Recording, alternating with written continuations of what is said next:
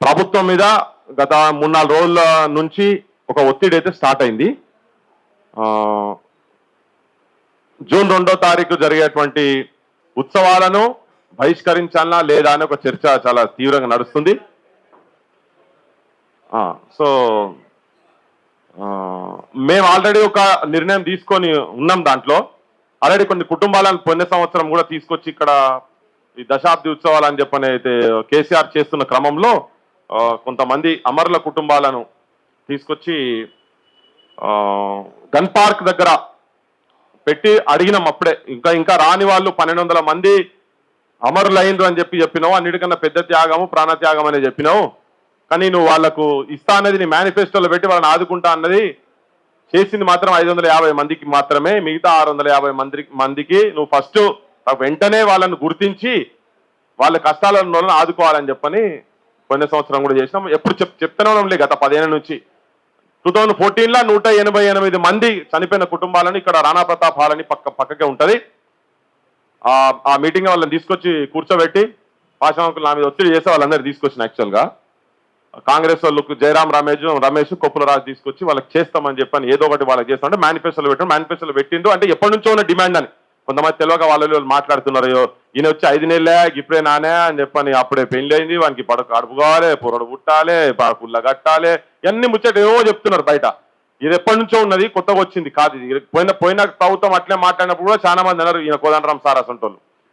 అయితే ఇప్పుడు మళ్ళీ ఒక వాతావరణం ఏంటంటే సోనియా గాంధీని తీసుకొని వచ్చి తెలంగాణ అంటే ఒక నినాదం ఏం చేస్తారంటే కాంగ్రెస్ తెచ్చింది, సోనియా గాంధీ ఇచ్చింది అట. ఈ తెచ్చుడని ఇచ్చేది రాబాయి. మరి సచినోళ్ళ సంగతి ఏంటిది? ఇప్పుడు దస్తున్నోళ్ళ సంగతి ఏంటిది? తెలంగాణ గురించి తిరుక్కుంటూ 69 నుంచి ఉన్న వాళ్ళు ఇక్కడ ఉదాహరణగా చాలా మంది ఉన్నారు. ఇక్కడ నష్టపోయి ఉన్న వాళ్ళు ఉన్నారు. మా యాదిరంకులు అట్లనే జర్నలిజం తెలంగాణ కాదనుకొని పెట్టేది ఉంటే ఎంతో పెద్దని అనుకుంటా. ఈనాడు అటువంటి సంస్థలు భారతదేశంలో పెద్ద పెట్టి కావచ్చు. ఇదే పొద్దున్న లేస్తే ఇదే పని. అంటే చాలా మంది టాలెంట్స్ అన్ని వేస్ట్, వాళ్ళ వ్యక్తిగత జీవితాలు వేస్ట్ అయినాయి కానీ తెలంగాణ సాధనలో సాకారం అయినరు. మా పెద్ద మనిషి పటేల్ సాబ్ మాట్లాడుకుంటా కూడా లోపల ఏం కాదు బరాబర్ అవుతుంది. ఎందుకు కాదు? బరాబర్ అవుతుంది. మీరు కొంచెం అంటే మీరు ఇంకా కొంచెం ఆలోచన చేయనుండేమో. త్యాగాలు ఎక్కువ సైడ్ చేసారు కానీ వ్యూహాలు కొంచెం తక్కువ. అన్న మాట్లాడుకుంటూ చెప్పిండు బయట పోయింది ఇంతకుముందు వెనుకకున్నావా నువ్వు. చాలా ఆవేశంగా మాట్లాడి అందరు ఆవేశంగా మాట్లాడే వాళ్ళందరికీ ప్లస్ మాట్లాడడం వాళ్ళకి సైలెంట్ కిల్లర్స్ కూడా చెప్తున్నా. ఏంటంటే ఈ హాల్లో ఉన్నటువంటి వాళ్ళు, కేవలం ఈ హాల్లో ఉన్నటువంటి వాళ్ళు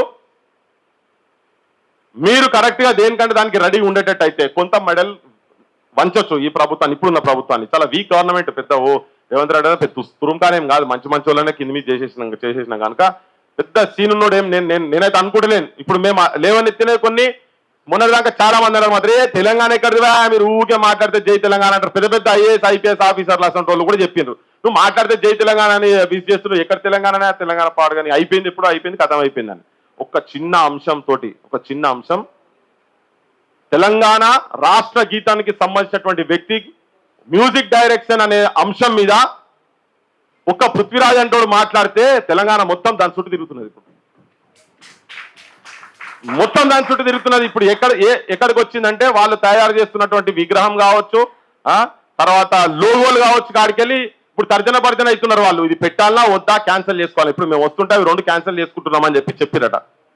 సో తెలంగాణలో ఉన్నటువంటి సెంటిమెంట్, ఈ ప్రాంతంలో ఏ ఆకాంక్షలతోటైతే తెలంగాణ గురించి భీకరంగా అన్నిటికీ తెగించి కొట్లాడినరో ఆ ఆకాంక్షలు నెరవేరే వరకు ఇక్కడ ఆ సెంటిమెంట్ ఎప్పటికీ ఉంటది. అదొక చిన్న నిప్పు రవ్వ. ఇంతకుముందు ఆనంద భాస్కర్ సార్ చెప్పినట్టు ఒక నిప్పు ఇట్లా తీసాలో వరేస్తే పచ్చిగడ్డి మండినట్టు మండుతుంది.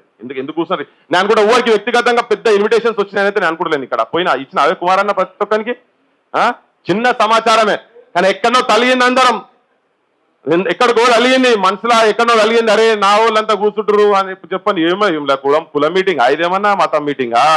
అది కాదు కదా. అందరు కలిసి ఒక దగ్గరకు వచ్చి కూర్చున్నారు. ఒక చిన్న ఇన్సిడెంట్, ఇంకోటి మొన్న ఒక చిన్న స్పార్క్ అక్కడ మన నేర్నాల కిషోర్ సంబంధించినటువంటి పాట దగ్గర ఒక చిన్న అంశం గొడవతోటి ఎంటైర్ తెలంగాణ సమాజం ఎస్ మేము ఉన్నామని చెప్పి ఆ సంఘటనలకు మేము సపోర్ట్ గా ఉన్నామని చెప్పి కదులుతున్న తెలంగాణ సమాజం. ఆడ కొట్లాడింది, ఆడ జరిగింది ఏంటిది? తెలంగాణ అంశమే. ఆత్మగౌరవానికి దెబ్బ తలుగుతున్నదనే ఒకటి బయట తెలిసింది కాబట్టి అది వాస్తవం కూడా.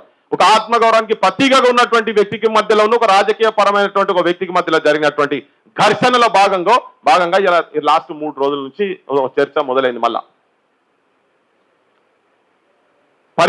దీనికి పరిష్కారం ఏంటంటే ఇప్పుడు 2వ తారీఖు ఇన్వాల్వ్ మన భాగస్వామ్యం కావాలా లేదా అనే దాని మీద మొన్న మేము నిన్ననే ప్రెస్ మీట్ పెట్టినప్పుడు కొన్ని అంశాలు లేవనెత్తినాం.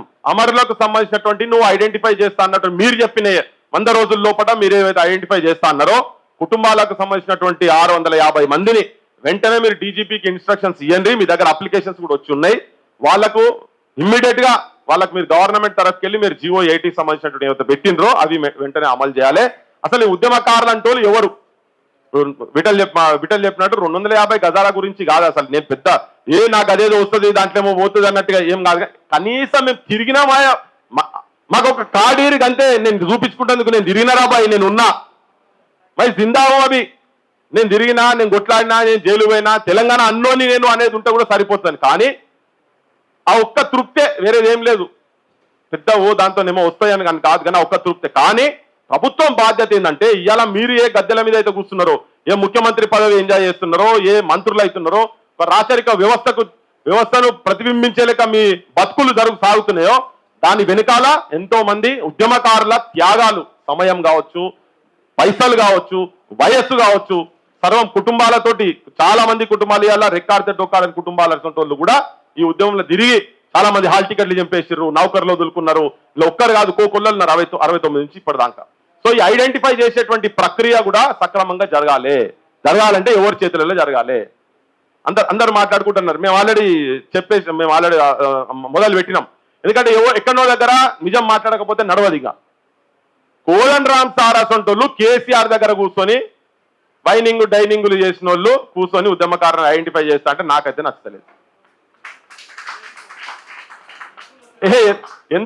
ఎందుకంటే కేసీఆర్ ఏ చెప్తా చేసినోడు ఈయన. కానీ బయట మూమెంట్స్, ఐక్య కార్యాచరణ సమితి ఎవరు మాట్లాడినప్పుడు, ఏ సంఘాలు లేనప్పుడు అన్ని సంఘాలను ఒక్క దగ్గర తీసుకొని వచ్చి 96 నుంచి కొట్లాడుతున్నటువంటి బెల్లి లలితను చంపిన కాడికెళ్ళి సాక్ష్యాలు ఇక్కడ ఉన్నారు కాబట్టి ఇటువంటి వాళ్ళు యాదిరంకుల సొంటోళ్ళు కావచ్చు, ఇంకా కొంతమంది కావచ్చు, అటువంటి వాళ్ళని కనుక కూర్చోబెట్టి నువ్వు చేసేది ఉంటే నువ్వు చేసేటువంటి ప్రక్రియ కరెక్ట్ జరుగుతుంది. అంటే నీ ప్రక్రియనే రాంగ్ ఉంది. ఆయన తీసుకుపోయి పెడితే కదండి యూనివర్సిటీలో అద్భుతమైన భీకరమైన ఉద్యమం, ఆడ పిల్లలు టెంట్లు వేసి మేమంతా మూవ్మెంట్ నడుపుతుంటే వాకింగ్ చేసుకుంటా మా కోదండ రామ్ సార్ ఇలా చెప్తాను నేను. కోదండ రామ్ సార్ నడుచుకుంటూ అటు ఇటు పోయింది కానీ రాలే టెంట్ కాడికి. విమలకి వచ్చి ఆడ కూర్చొని కొట్లాడింది. ఆడ కూర్చొని తెల్లందాక టెంట్ కాపాడింది. నేను రాలేదు. ఎందుకంటే కేసీఆర్ నుంచి ఇన్స్ట్రక్షన్స్ లేవు తనకు. ఆ టెంట్ కాడికి పోయేటందుకు కేసీఆర్ నుంచి ఇన్స్ట్రక్షన్స్ లేవు. నేను ఉన్న చెప్తున్నా, యథార్థమైన మాట చెప్తున్నా. మన సుక్కరామయ్య సారు రాలేకుంటే గోడ దునికి వచ్చి అక్కడ కూర్చున్నాడు. అరే వీళ్ళు ఒక్కరే ఉన్నారు, పిల్లగాళ్ళు పోతే అరెస్ట్ చేస్తున్నారు అన్నప్పుడు. ఇట్లా చాలా మంది అంటే ఉద్యమకారులు మా సొంటోళ్లకు కేసులు అయితే వాళ్ళకేమో అమెరికాలో బయట దేశాలకి వెళ్ళి వచ్చి పైసలు పంపిరు వాళ్ళకు. మా సొంటోళ్లకు కేసులు అయితే మాకు మేమే చేసుకోవాల్సిన పరిస్థితి. అంటే చాలా మంది ఉద్యమకారులు ఇటువంటి వాళ్ళ చేతులలో, గ్రాస్ రూట్స్ లెవెల్ ఉద్యమాలతో సంబంధం లేనటువంటి వ్యక్తుల చేతులలో కనుక కమిటీలు ఉంటే న్యాయం జరగాల్సిన కాడ అన్యాయం జరుగుతుంది, మోసం జరుగుతుంది. కనుక అటువంటి వాళ్ళ చేతులలో ఉంటే అసలు నాకైతే ఫస్ట్ వీళ్ళు చేస్తారా అనే పెద్ద డౌట్ ఉన్నది. ఎందుకంటే ఇలా పొద్దున ఒక పెద్ద కాంగ్రెస్ ఆయన ఒక పెద్ద మిత్రుడు మాట్లాడి, కాదే మీరు మాట్లాడుతున్నా అన్న నువ్వేంది ఇంత ఇవన్నీ చెప్తున్నా, కాదే మీకు ఒక పాలసీ ఉండాలి కదా, మీకు ఒక ఆలోచన ఉండాలి కదా. మీరు 250 గజాలు ఉద్యమకారు అసలు ఉద్యమకారు ఎవరు? అరే మేము ఓట్లు వేసుకొని చేసుకుంటాను, మస్తు చేసాం బాగా, అవన్నీ కూడా పట్టించుకుంటావు అని అంటాడు. నేను గవన్నీ కూడా పట్టించుకున్నా అంటే వాళ్ళ దగ్గర చిత్తశుద్ధి ఉందా లేదా అనేటందుకు. ఇప్పుడు నేను ఒక ప్రశ్న ఇస్తాం, 5 నెలలు అవుతున్నది, 6 నెలలు అవుతున్నది, ఇంకా 170 రోజులు అయిపోయినాయి, ఇంకా వారం రోజులు అయితే 6 నెలలు అవుతుంది. 6 నెలల్లో 6గురికి కనీసం 6గురి కన్నా అమరుల కుటుంబాలకు సంబంధించినటువంటి వాళ్లకు ఇయ్యలేనటువంటి చేతగాని గవర్నమెంట్ ప్రస్తుతం మనం ఎన్నుకున్న గవర్నమెంట్ వాటికి కూర్చొని ఉన్నది. సో మనము ఉద్యమకారులుగా మనకేమో ఇమ్మీడియట్ గా వస్తుందని కాదు, కానీ తెచ్చుకోవాల్సిన అవసరం అయితే ఉన్నది.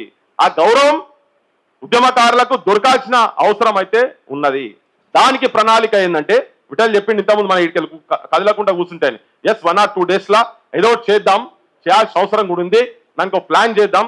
కుటుంబాలను కూడా నేను బహిరంగంగా చెప్పాలనో లేదు నా తెలియదు, చెప్పదలుచుకోలేదు. ఇప్పుడు వ్యూహం కొన్ని చెప్పదలుచుకోలేదు. ఇప్పుడు నేను మీకు మైక్ ముంగట నేను చెప్పదలుచుకోలేదు. కానీ నేను అంటున్నా ఒక నెలకో 15 రోజులకో ఇక్కడ కూర్చున్న వాళ్ళందరూ 1 గంట టైం ఇస్తారే నాకు, మీ ఉన్న ఇంట్లో కాడనే 1 గంట, ఒకటే గంట మీరున్న ఇండ్ల కాడ ఇప్పటి నుంచి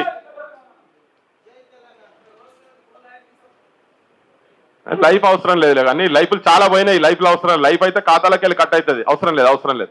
అంటే నేను చెప్పేదంటే ఈ ప్రభుత్వమైనా ఏ ప్రభుత్వం, గత ప్రభుత్వమైనా ఇవన్నీ కూడా జనార్దన్ అన్నాడు ఇంత ముందు, మనం ఆల్టర్నేట్ లేకుండా, సూర్యం కూడా చెప్పిండు, yes correct, alternate political party లేకుండా మా గద్దరన్న మీద నాకు అదే బాధ ఉంటది. నాకు ఊకే పంచాయతీ అవుతుంది ఆయనతోనే. అరే నీ అమ్మ అడవిలో తీసుకుపోయి సస్తనేనో అసంటలో ఒక 100 మంది బయట ఉండేది ఉంటే ప్రభుత్వం అంటే కూల్చి పడేసి, బయట ఉండి ఓట్ సైడ్ వచ్చే కూల్చి పడేసి, రాజ్యం మన చేతులు ఉంటది. నువ్వు తుపాకీ కొట్టంతో కాదు, ఓటు అనే ఆయుధంతో తీసుకొని మనం పోదాము, వైట్ పేపర్స్ తీసుకొని వద్దామని లాస్ట్ కి రియలైజ్ అయిండు, పొలిటికల్ పార్టీ పెట్టిండు, అనుకోకుండా చనిపోయింది. ఇలా గద్దరన్న కనుక బతికుండే ఉంది ఇలా పరిస్థితి వేరే తిరిగి ఉంటుండే. ఇట్లా మొత్తుకుంటారు, మనకి అవసరం ఉండకపో 10 మంది అసెంబ్లీలో కూర్చుంటుంది, నా అసంటోడు 10 మంది అసెంబ్లీలో కూర్చుంటే ఇలా నువ్వు ఎందుకు చేయరా వచ్చాలి, నీ మేనిఫెస్టో ఇది తీసి ముంగడ పెట్టుకో, ఇది నువ్వు ఏం రాసినావు రాబాయని. ఇలా మనం రాసింది అడిగితేనే ఏ గవర్నర్ అయితే ఆయన మేమేదో పబ్లిక్ అప్పుడు టైంలో చెప్పినాం అంతే, అయితే మీరు కూడా బరే పిచ్చోళ్ళు ఉన్నారనే లెక్కలో మాట్లాడుతున్నారు. సో అరే నేను వాళ్ళు చాలా వ్యూహాత్మకంగా చెప్పారు. ఇప్పుడు ప్రియాంక గాంధీ నోట్లోకి వెళ్ళి అనిపించిండ్రు నెలకు 4,000 రూపాయలు నిరుద్యోగ వృత్తి ఇప్పిస్తాము అని చెప్పని అన్నారు. ఎలక్షన్ లో ఈ మంత్రి అది ఇంకా పారాని ఇంకా ఆడనే లేదు, తోరణాల కల వాడనే లేదు అనే లోపట్నే మా ఉప ముఖ్యమంత్రి గారు చెప్పి మేము ఎక్కడనే ఈ అమ్మాయి ఇది మంచిగా ఉంది మేము అన్నాం అసలు అని అన్నాడు కదా. అంటే పచ్చి అబద్ధాల కోరులు, వేస్ట్ వరస్ట్ ఫెలోస్ ఉన్నారు గవర్నమెంట్ లో మొత్తం. తెలంగాణ సోయి లేనోళ్ళు, తెలంగాణ అననోళ్ళు, రాజశేఖర్ రెడ్డి దగ్గర చెప్పులు మోసినోళ్ళు, మా చంద్రబాబు బూట్లు నాకినోళ్ళు తీసుకొచ్చి గవర్నమెంట్లలో మనమే పెట్టుకుంటే మన గతికి ఇట్లున్నది. ఒక్క వరంగల్ ఉదాహరణ తీసుకున్నాం, ఒక్క వరంగల్. అంటే ఎందుకు మన గురించి ఎందుకు మాట్లాడాలని, నిన్న కుటుంబం దగ్గరికి కొండా సురేఖ వాళ్ళ భర్త చనిపోయినప్పుడు వచ్చి రాజకీయంగా ఆమె పక్క కూర్చొని ఫోటోలు దిగింది. ఆ పేపర్లో నేను మొన్న వీడియోలో కూడా అది చూపించిన. కానీ అలా అదే గన్పూర్కి వెళ్ళి 100 సార్లు పోయి ఉంటుంది ఆమె మంత్రి అయిన తర్వాత. కానీ ఇక్కడ కుటుంబం దగ్గర నేను పోయినా, సచిన కుటుంబం దగ్గర పోయినా, కుటుంబం ఎట్లా ఉంది, వాళ్ళకు ఏమన్నా వచ్చినాయా లేవా అని అవి అర్జీలు ఇస్తూనే ఉన్నారు. మళ్ళీ వీళ్ళు ఇస్తూనే ఉంటే కూడా వాళ్ళ పోస్ట్ లేదు. ఒక వరంగల్లో తెలంగాణ ఉద్యమకారుల మీద తుపాకీ వేల్చిన వాళ్ళు 2 ఎమ్మెల్యేలు ఉన్నారు. ఇప్పుడు ఒక మంత్రి, ఒక ఎమ్మెల్యే. మానుకోట ఇన్సిడెంట్లా ముదాకర్, పౌల్రాజ్, శోభన్ ముగ్గురునేమో మేము తీసుకొచ్చి ఇక్కడ హాస్పిటల్లో పెట్టి ట్రీట్మెంట్ చేపిస్తాము. 8 లక్షల బిల్లు అయితే సంతకాలు పెట్టి ఇద్దరం పోయి రాత్రి తీసుకుపోయి మాన్కోటలో దించి వచ్చినాం. మా బండిలో తీసుకుపోయి కేసీఆర్ గీసారు, ఎవడో పట్టించుకోలేదు. ఒక్కడు 9 మందికి జరిగినాయి. వెంకటేష్ అన్న ఒక 9వ తరగతి పిల్లగాడు ఇక్కడికి వచ్చిన తర్వాత కన్ను పోయింది, ఆ పౌల్రాజ్కి కన్ను పోయింది ఇక్కడ తీసుకొచ్చినాక. సరే ఇన్సిడెంట్స్ అవన్నీ నేను చెప్పేది ఏంటంటే, అంటే మనం ఎందుకు ఇక్కడ కూర్చోవాల్సిన పరిస్థితి వచ్చిందంటే మన తరఫుకెళ్ళి మాట్లాడేటువంటి వ్యక్తులు అక్కడ లేరు. తెలంగాణ అననోళ్ళు చంద్రబాబు దగ్గర బూట్లు నాకిన వాళ్ళు మళ్ళీ చెప్తున్నా, అటువంటి ఆయన ఇప్పుడు మా పరకాలకు ఎమ్మెల్యే అయి కూర్చున్నాడు. వారికి ఎందుకు ఉంటుంది ఇదంతా? పోయినసారి అలయన్స్ లా ఇదే కాంగ్రెస్ లకి వెళ్ళి వచ్చి ఒక పోలీస్ ఆయన ఎన్కౌంటర్ చేసిన ఆయన ఎన్కౌంటర్ల స్పెషలిస్టు, ఒక నియోజకవర్గానికి ఈయన సగం జిల్లా ఎమ్మెల్యే పేరు చెప్పిన. 40 సంవత్సరాల తర్వాత అసలు తెలంగాణ తెలియదు, భారతదేశం తెలియదు, ఏం తెలియదు. అటువంటి 40 ఏళ్ల తర్వాత వచ్చి 4 నెలల ముందు ఆ పిల్లనైతే ఎమ్మెల్యే అయిన పిల్ల డైరెక్ట్ ఢిల్లీకి వచ్చి బీఫామ్ పట్టుకొని వచ్చింది. మనం ఓట్లు వేసినాం, గెలిపించినాం. వాళ్ళకి మన బాధలు ఎందుకుంటాయి? సో మనం ఎటువంటి వాళ్ళని ఇక్కడ చూడు, నిన్న ఆవేశంగా మాట్లాడింది ఏంటంటే, అక్కడ కూడా మాట్లాడింది, మీరు దానం నాగేందర్ సొంటోళ్ళను, దానం నాగేందర్కి గట్టి పంచదా కూడా పంచ టెలిఫోన్ చేస్తే పనులు చేస్తారు తనకి ఏమైనా కావాలంటే. కానీ దానం నాగేందర్ సొంటోని ఎందుకు పంచాయతీ ఎక్కడ? తెలంగాణ అన్నోళ్లను, నా పిల్లలను, నా అనుకున్నటోళ్ళ పిల్లలను గొడ్లను వాడినట్టు వాడిన వాటిని అట్టు పట్టుకొని తీసి గొడ్లను కొట్టినట్టు కొట్టి అటువంటి మీరు టికెట్ ఇస్తారా అని అడిగాడు. తప్ప బరాబర్ అడుగుతారు. అది ఆవేశం, అది ఆందోళన, అదే తెలంగాణ ఇలా కావాల్సి. అందుకే తెలంగాణ మంచి చేతుల్లో లేదు.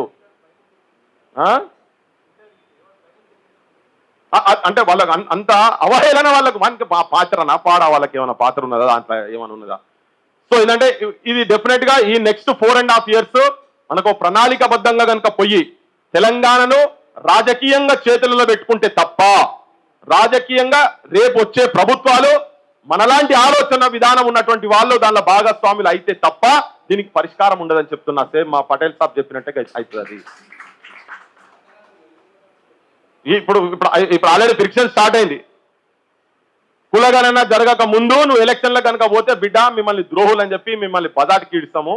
ఎందుకంటే 93% ఉన్నటువంటి జనాలకు దాని రాజకీయ అధికారం దెబ్బతినే పరిస్థితి ఉన్నదని చెప్పని మేము ఆల్రెడీ చెప్పుకుంటూ వస్తున్నాం. అది కూడా ఒక వన్ ఆఫ్ ది డిమాండ్.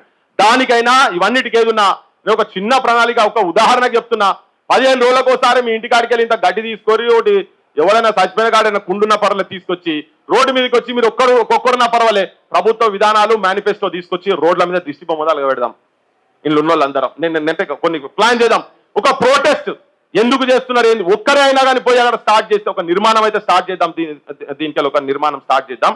ఒక 15 రోజులకు ఒక్కసారి నువ్వు నడి రోడ్డు మీదకి వచ్చి మీరున్న వాడలల్లా మీ దగ్గరనే తీసుకొని వచ్చి మేనిఫెస్టో పట్టుకొని ఒక 10 అంశాలు తీసుకుందాం. దానిలో ఉద్యమకారులకు సంబంధించినవి కావచ్చు, అవన్నీ ఇక్కడికి వెళ్ళి మొత్తం తయారు చేసి మీ అందరితో చర్చ చేసి కూడా పంపించేసి ఒక ప్రొటెస్ట్ కనుక మొదలు చేసి ఉట్టిగా పట్టుకొని మన బైబిల్ పట్టుకొని తిరుగుతుండే కదా వెనకట చౌరస్తాలుగా నిలబడట్లయితే ప్రచారం చేస్తుంటారో అటువంటిది రాజ్యాలు కూలుతాయి, బరాబర్ రాజ్యాలు కూలుతాయి. ఒక యాక్షన్ ప్లాన్ కనుక తీసుకొని పోతే రాజ్యాలు కూలుతాయి.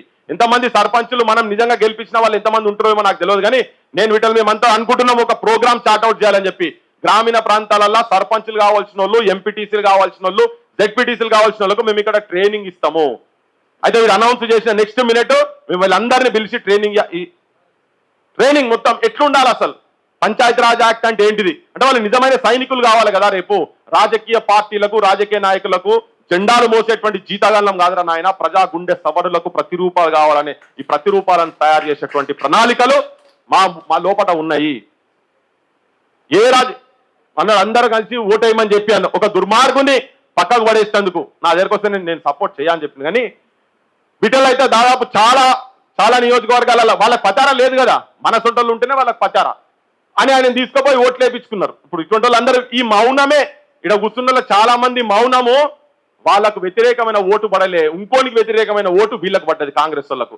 ఇలా వాళ్ళు ఎప్పుడు ఏంటంటే ఈ పెద్ద ఏదో తీస్మార్కాని వచ్చిండు ఆడికెళ్ళి హీమ్యాను స్పైడర్ మ్యాను కాంగ్రెస్ పార్టీ పెద్ద ఈయనే అని చాలా గొప్పలు చెప్పుకొని ఈయన ఒక చూసి ఓట్లేసి అనుకుంటారు. ఒక చిన్న జలకిస్తే బిడ్డ కదులుతున్నాయి. ఇప్పుడు ఇక్కడి నుంచి చెప్పేది ఏంటంటే జయ జయ హే తెలంగాణ మ్యూజిక్ డైరెక్టర్ ఎవరైతే ఉన్నారో కిరవాణి, ఆయన నెట్టి పరిస్థితులలో తన తీసేయాలి. నీకంతా మూర్ఖంగా ఈయన అంటే నాకు తెలిసి క్లియర్ కట్ గా ఇలా నేను జయరాజన్న తప్పునని అనుకుంటలేను. ముఖ్యమంత్రి మొత్తం మీదేసుకొని చేసిండి, ఇప్పుడు జయరాజన్న మీద నెడుతున్నాడు అనిపిస్తుంది. జయరాజ్ అంటున్నా అందశ్రీ ఊకే పేర్ల అందశ్రీ అన్న మీద నెడుతున్నాడు. ఆయన ఒకవేళ ఆయన పాత్ర లేకుంటే 60 వాళ్ళు తాళం వేస్తుంటే తబలా కొట్టిండు కదా పోయి కూర్చున్నావు. ముఖ్యమంత్రి 60 ఎందుకు కూర్చోవాలి మరి, నువ్వు పాట అయినాక తీసుకొచ్చి ఇంపిరాబాయ్ అంటే వినిపిస్తారు కదా. సో అక్కడనే అది దాన్ని మనం కనుక పెట్టి కూర్చున్నాం అనుకోండి, ఆ పాయింట్ కనుక దాన్ని బంద్ చేయకుంటుంటే రేపు 2 రోజుల లోపల ఏదో ఒక ప్రోగ్రామ్ ఇక్కడ టేకప్ చేద్దాం. మీరందరూ తలా ఒక 2-3 తీసుకొని రాండ్రి, వాళ్ళు ఎట్లెట్లా దిగరో చూద్దాం. ఇక మీరు అన్నారు కదా లైఫ్ అని, ఎంతమంది లైఫ్లు ఇస్తారో పాండ్రి, ఆడికెళ్ళంటే జైలు పోదాం అంటే జైలు పోదాం. నేను తయారున్నా, మీరు ఎంతమంది ఉన్నారో చెప్పండి, ఎంతమంది తయారున్నారో చెప్పండి. ఇక మొదలు పెడదాం, ఇక్కడి నుంచే మొదలు పెడదాం. జనం లోపల తీసుకుపోదాం. వాడు కాదు అని అన్నాడు అనుకోండి, మేము దియ్యం అన్నాడు అనుకోండి, అక్కడి నుంచే జనం లోపలికి పోదాం. వీళ్ళు ద్రోహులుగా ప్రకటించేసి డిక్లేర్ చేద్దాం. అయినా కాకుండా ద్రోహులుగా డిక్లేర్ చేసుడే యాక్షన్ ప్రోగ్రామ్ అంటుండే కదా అప్పటి నుంచి మా కుమార్ అన్న ఇదంతా మీకు నచ్చితే ఓ 2 రోజులలో మొదలు పెడదాం. ఇది ఓకే 2 days లో మొదలు పెడదాం. ఈ కమిటీలు మెంబర్లు ఇవన్నీ చూద్దాం తర్వాత సంగతి అవన్నీ, కానీ ఫస్ట్ అయితే ఇది మొదలు పెడదాం. దాంతో పాటు అన్ని ఫాలో అప్ అవుతాయి. నువ్వు రేవంత్ రెడ్డి గారు ముఖ్యమంత్రి గారు ఈ వేదిక మీదకి వెళ్ళి మేము చెప్తున్నాం, మీరందరూ సమ్మతి అయితే చెప్తున్నా నేను, అయ్యా టీవీలో ఆయన జర మంచి రికార్డ్ జర ఆయన పోయేటట్టుగా పెద్ద మంచి, ఎందుకంటే తీరిక లేదు ఆయనకు, ఇంట్లో క్రికెట్ చూస్తుండో ఎడన పోయి ఫుట్బాల్ ఆడుతుండో దోస్తులతో పాపం బిర్యానీ కూడా కూర్చున్నాడో. చెప్పదలుచుకున్నాం ఏంటంటే ఈ 2 రోజులలో నువ్వు అట్లనే నీ మొండితనము నీ అహంకారము ఏం చేస్తారు తెలంగాణ ప్రజలతో ఏమవుతుంది. నేను చంద్రబాబు వెంబడి తిరిగినోడిని నన్నే ముఖ్యమంత్రి చేసిరు కదా అంటే మా సొంత ఉద్యమకారులు నీ మీద ఎక్కువ తక్కువ మాట్లాడలేదు కాబట్టి నువ్వు అయినావు, ఇలా మాట్లాడు మొదలు పెట్టినాం బిడ్డ. ఇప్పుడు చెప్తున్నాం, నువ్వు ఆ పాటను మ్యూజిక్ ఆ పాటను ఆపకపోతే నిన్ను మొత్తం యావత్ తెలంగాణ సమాజంలో నిన్ను ద్రోహిగా ఆంధ్ర ఏజెంట్ గా ఆల్రెడీ నువ్వు ఏజెంట్వే, ఆంధ్ర ఏజెంట్ గా నిన్ను డిక్లేర్ చేస్తాం. ఇప్పటి నుంచి మొదలు పెడతాం. ఈ 2 రోజులను బంద్ చేయాలి. అమరుల కుటుంబాలకు వాళ్ళకు 650 మందిని ఐడెంటిఫై చేసి వాళ్ళకు నువ్వు జీవోల ప్రకారం ఏమైతే నీ మేనిఫెస్టోలు పెట్టినా ఇయ్యాలి. ఈవెన్ ఉద్యమకారులను కూడా ఇమ్మీడియట్ గా వెంటనే ఉద్యమకారులను కూడా ఎవరినో నువ్వు ఐడెంటిఫై ఏం చేస్తావో నీ కమిటీ ఏందో ఫస్ట్ నువ్వు మా ముంగట బయట మాకు యాక్సెప్ట్ చేస్తామో లేదో మేము కూడా చెప్తాం. ఇవి కనుక జరగకుండా నువ్వు చేస్తే నువ్వు ఇప్పటి నుంచే మాకు స్టార్ట్ అయింది, ఆల్రెడీ యుద్ధం స్టార్ట్ అయింది, చేసుడు కాదు, మేము ఆల్రెడీ యుద్ధం మొదలు పెట్టినాం. మా టార్గెట్ ఎవరు, అసలు ఏం జరగబోతున్న తెలంగాణకు నిజమైన భూమిపుత్రులు, ఈ మట్టి మీద ప్రేమ ఉన్నటువంటి వాళ్ళు, నెత్తురుతోటి తడిసినటువంటి ఈ నేలను కావచ్చు, ఇంత ఎంతమందిగా లాఠీ దెబ్బలు తినో నాకు ఎరకలేదు, ఎంతమంది జైళ్ళలో నాకు ఎరకలేదు. ఇటువంటి వాళ్ళందరి సాక్షిగా చెప్తున్నా నేను, బిడ్డ మీ ప్రభుత్వాలు కింద పడాల్సిందే.